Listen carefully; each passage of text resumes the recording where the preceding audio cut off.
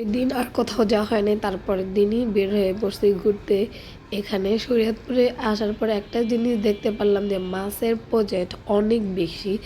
এখানে আসছি, আসার পর একটা খুবই ভালো জিনিস দেখছি, সেটা এই প্রথম আমি দেখলাম এত কাছ থেকে। সেটা হলো রস কিভাবে বেরোয় গাছ থেকে।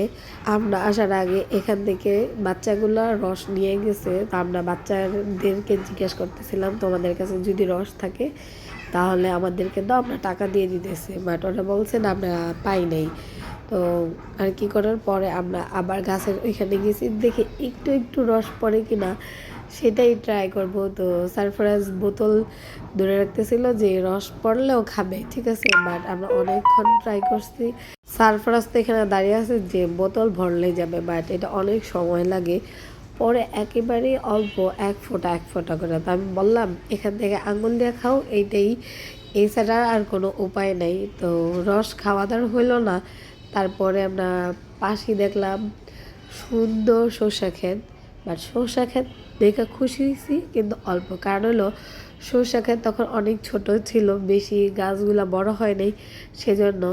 তাও খুবই ভালো লাগছে।